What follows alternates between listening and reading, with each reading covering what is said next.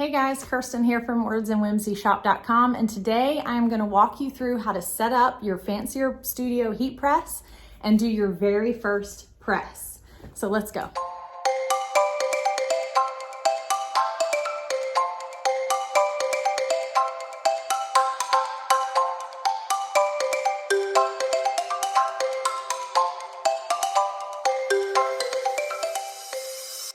All right, let's start with the unboxing. I highly recommend unboxing from the bottom.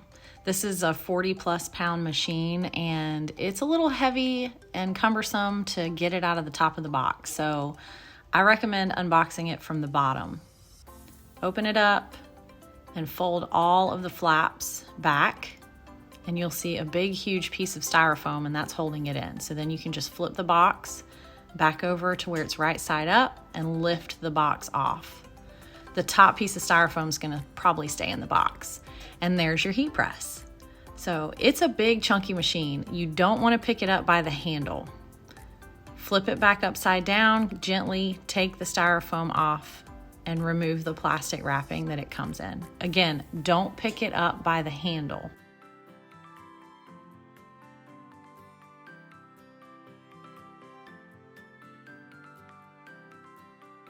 And also read your instructions. They're there for a reason. Your heat press is gonna come with a Teflon sheet. So again, don't lift it by the handle, grab it from underneath the bottom PLATEN and underneath the bottom of the actual machine and lift it up that way.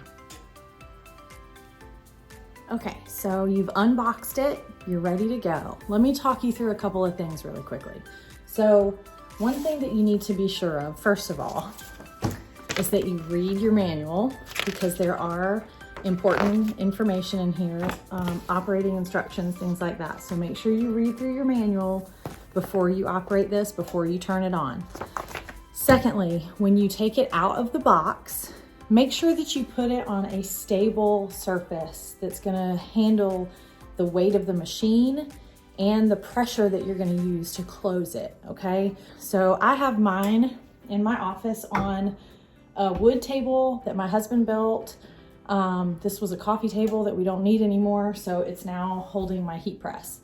Something else you'll notice is that it's not all the way up against the wall. The reason why is sometimes when you're pressing shirts, it can move just a little bit and I don't want to damage my wall. So I have it in the middle of my table. My table's plenty big enough to support the machine and it's sturdy enough that it's not gonna buckle under the weight of the 40-pound machine or the pressure, and it's moved away from the wall so it's not gonna damage anything in my office. Okay, so now let me walk you through a couple things for setting it up to do your very first press. There are 3 things that you need to control when you're doing a press. The first is the temperature, which you can see here. I have mine set to 320 degrees.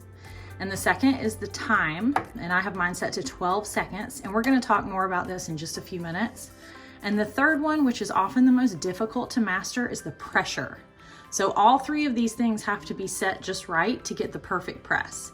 So to set your time, or your temperature, you just press the temperature button, and then you can use the up and down arrows to set your temperature, and press the temperature button again to set it. You're gonna do the same thing with the time. You're gonna press the time button and go up or down as needed, and then the temperature button, or the time button again, and it locks it in. So we have ours set for 320 degrees, and we're gonna press for 12 seconds. Now these are the settings for Supacolor heat transfers. If you're using vinyl or whatever, you're gonna have to check with the manufacturer of your transfers to see what is recommended. This is the pressure knob, and you'll notice there are no numbers on any of this. It just turns both directions. So this is why you need to practice before you do any heat pressing for a customer, okay? Because this takes some time to master. Now, when you're testing a garment and setting the pressure, I'm gonna walk you through how to do that in just a minute, but you're gonna increase or decrease the pressure a tiny little bit at a time. That's really it. You're gonna do that, try it again, tiny little turn, do it again, until you feel like you've got the pressure just right. You want to be able to close and lock the machine and have to kind of put a little weight on it to lock it. You don't want it to close easily because then you won't get a full hard press, but you don't want it to be so difficult that you have to use your whole body weight to close it down, okay? So we're gonna walk through doing your first press, and I'm gonna share a few more tips about the pressure. So before we do our first press, I just wanna give you a few tips. First of all, before you even press your very first shirt for a customer, I highly recommend that you have a test shirt. So as you can see, this shirt has where I've pressed stuff all over it. This is my test shirt. You need a garment that you can test, and this could be one out of your own closet that you have paint all over and you're never gonna wear it again or whatever, but you need some kind of garment that you can use to do your first few presses, because you're gonna have to get used to how the machine feels, and you're gonna have to get used to how your transfers work. So I have my test garment, and I'm gonna set that up in a minute, but I wanna walk you through the transfers that I use. These are called Supacolor transfers, and there's a link in my description below where you can get these from Heat Transfer Warehouse. These come on these sheets just like this, and on the back of the design you can see the adhesive, and this is what makes these designs stick to the garment, and they're activated by heat. These are super easy to work with, and you can put a bazillion different colors and designs and make them as big as you want, up to the whole front of a shirt or whatever. And they come printed on these sheets. And so all you do is put your shirt, your garment, or your tote bag or whatever on the press, put the Supacolor transfer down, do a press, and it's on there. So these are really, really easy to work with. I love Supacolor so much. They make my life as a t-shirt designer just so much easier. And these little sheets that they come on are recyclable, so you can just drop them in the recycle bin, and they're eco-friendly. So I'm gonna show you how to do your very first press, and we're gonna do it on a test garment right here. So let me find a spot that's empty. So here's what you do. You take your garment and you put it flat on the bottom platen. Be careful not to touch the top platen, because that's what's already heated up to 320 degrees, okay? You wanna get your garment as flat as you can. Try to avoid having the collar on the bottom platen, or don't let your shirt get bunched up like this in places or folded under or anything like that, because you're gonna get an uneven press. So you wanna make sure that your garment is completely flat and smooth on the bottom platen, okay? And once you do that, the way that you press Supacolor is there are 3 presses. There's a pre-press that irons your shirt. The second press applies the transfer. And the third press, you're gonna use the Teflon sheet that came with your Fancierstudio heat press. And you're gonna do one more quick press at the end, and it just seals this garment in around the edges so it doesn't peel up. Okay, so we're gonna do that now, all 3 of those steps, and I'm gonna show you how this works. And we're also gonna set the pressure of our machine at the same time. So the first press is really good for doing that. You can set your pressure. So I'm gonna close this, and it should take a little bit of effort to lock, but not so much that the machine moves or you know, it feels like I'm having to use my whole body weight. So we're gonna just close this down. And that's honestly a little looser than I like, so I'm gonna tighten it just a tiny little bit. And we're gonna try it again. So that feels better. You can see that I kind of had to force it a little bit, but not so much. Like if this part comes up when you push down on this arm, that's way too much pressure.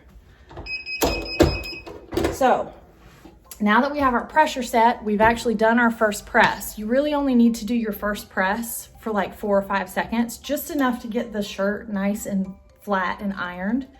So we've done that. And the next thing we're gonna do is take our heat transfer. This is our Supacolor heat transfer. And we're gonna put it where we want it on our shirt. Now, if this were a shirt for a customer, I would be measuring and making sure that I have it perfectly centered and on the chest part of the shirt exactly where I want it. But because this is a test, I'm just gonna put it where I have empty space on my shirt and I can press it. So a couple things before we actually do the press. So number one, When you order from Supacolor, you have to order a minimum of 20, but you can order 20 or more of your design. And they always throw in a couple extra so that you can do these tests without wasting the ones that you paid for. So that's really good information to know. So they want you to test it. They want you to make sure that everything works before you actually do it for a customer, okay?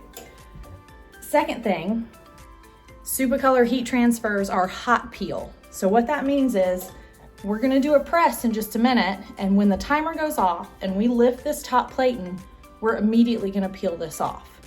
Now, if you notice any resistance, like if you start peeling and you're like, oop, that didn't go, just pop it back down, do another quick press for about 4 more seconds, pick it back up and do another hot peel, but do it from a different edge of the transfer, okay? So, quick peel as soon as you lift the top plate. We're gonna press this onto the garment, 320 degrees for 12 seconds, okay?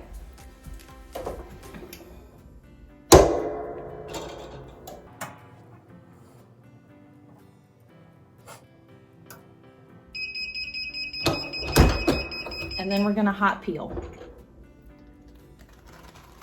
There we go. So it is on our shirt. There you go. You can see that the design is on our shirt. It looks really good. So the next thing we're gonna do is just take our Teflon sheet that came with our heat press, and this is the third press. We're gonna cover the design and we're gonna press for about 4 or 5 seconds just to seal that in.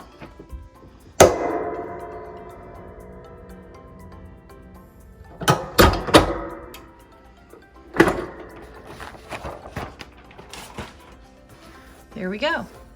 It's in there. So our design is on our shirt.